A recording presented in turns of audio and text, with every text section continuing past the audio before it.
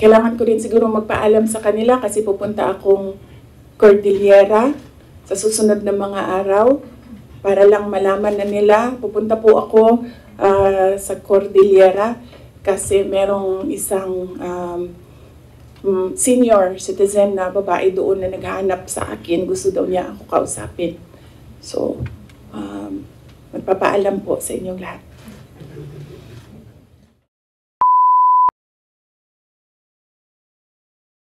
They say let's stick to the plan. Their intentions are drawn in the sand. Oh, but the eagle's heart is brave and clear. She steps into the lair without fear. So you may try to destroy me, you can skin me alive, you may throw my ashes to the wind, but let it be known, you will find me unbowed in the nest of treachery and deceit. The eagle stands tall on her own 2 feet. She sees their game, their desperate play. With every step, she clears the way.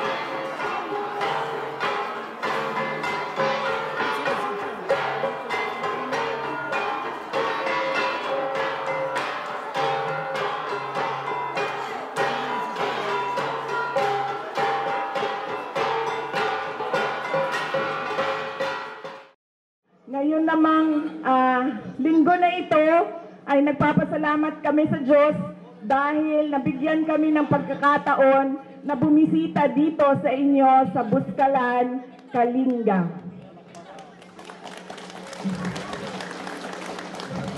Mahaba po yung biyahe at malayo po yung biniyahe namin. Kahapon po, galing kami sa San Juan, Mandaluyong, tapos nagbiyahe kami papunta sa Isabela. Tumigil kami sa Santiago City,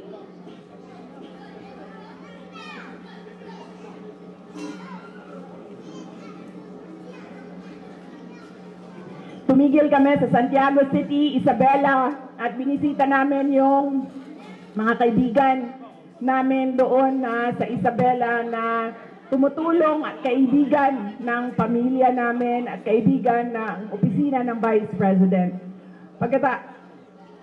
Pitong oras po yung biyahe namin mula Mandaluyong papuntang Santiago City. Doon na po kami natulog at kaninang umaga, maaga kaming umalis sa Santiago City, Isabela, papunta dito sa inyo sa Buscalan. Dumating po kami, umalis kami sa Santiago City ng alas 5 ng umaga, dumating kami dito sa inyo alas 12 ng tanghali, 12 noon. At sobrang masaya ako dahil napakabait at tinanggap kami ng mga tiga Buscalan. At masaya ako dahil nakita ko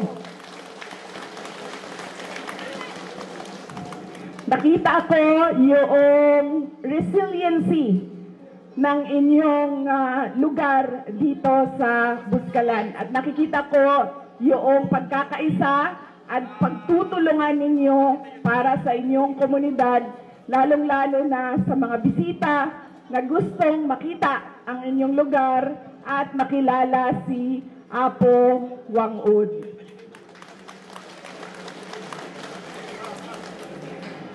Alam, noong bago kami umalis sa Manila, nagpaalam ako sa nanay ko.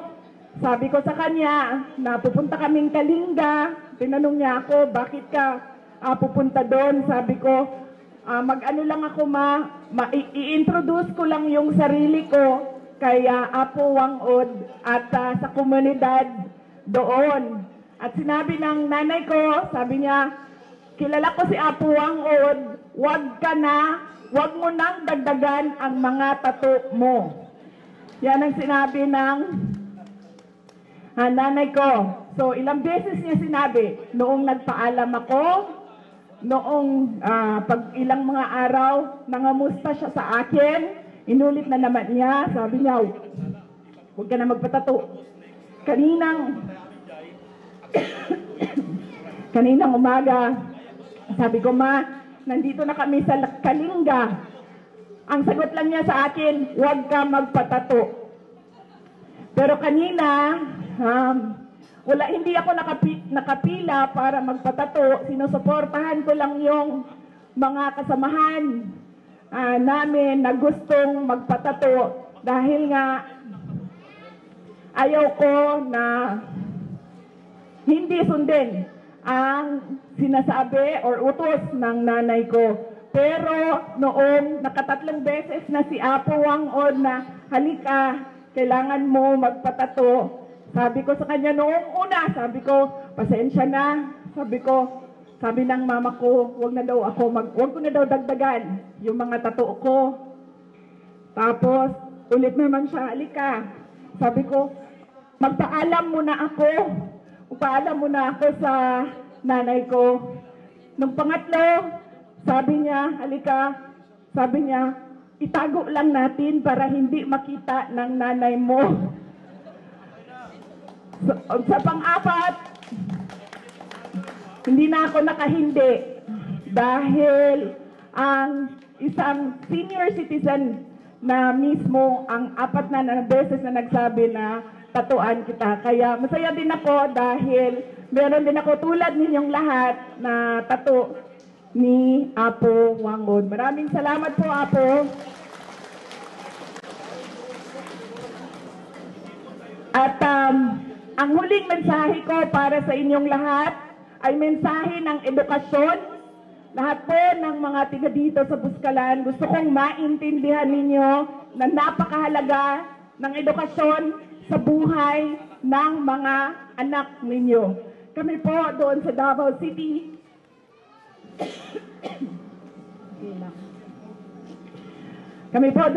City, bago po ako bumaba as mayor, natapos namin ang City College of Davao. 70% or 80% ng aming mga estudyante sa City College of Davao ay membro ng iba't ibang indigenous tribes ng Davao City. Kaya masaya kami dahil nabibigyan ng opportunity yung mga IPs na makapagtapos ng college sa loob ng City College of Davao City na pagmamay-ari ng local government unit ng Davao City. Sinigurado ko na bago ako bumaba doon sa pagka-mayor ng Davao City ay matapos namin ang college, ang paaralan, para masiguro yung kinabukasan ng aming mga Davaoenos na miyembro ng IPs. Yan din ang gusto ko maintindihan ng mga magulang dito sa inyong komunidad na napakahalaga ng edukasyon sa buhay ng inyong mga anak. Dahil ito ang magpapabago ng buhay nila. Meron po akong example na pinasimple ko ang explanation o halimbawa para maintindihan ng mga bata kung bakit mahalaga ang edukasyon sa buhay nila. Kunwari ay, itong programa natin ngayong hapon na ito ay graduation nating lahat. Ito po ang ating mga honors, valedictorian, salutatorian, ang ating third honors. Lahat po tayo gagraduate ng nursing. Graduate tayo lahat ng nursing. Nakapagtapos tayo ng nursing. Meron tayong isang classmate na galing sa may kaya na pamilya. Yung kanilang pamilya, may hardware, may pharmacy, may grocery, may piggery, walang problema ang pera. Pasok lang ng pasok sa negosyo ang pera. Ang anak nila, walang problema. Bayad ang tuition, may kinakain araw-araw, meron siyang mga gamit sa paaralan na kailangan niya. Meron tayong isang classmate galing sa pamilya na naghihirap. Ang kanyang tuition, inuutang ng mga magulang niya para mabayaran. Ang kanyang pagkain, minsan meron, minsan walang kain, pumapasok sa paaralan. Walang gamit, walang libro, nanghihiram lang sa mga classmates ng gamit sa paaralan at mga libro. Pero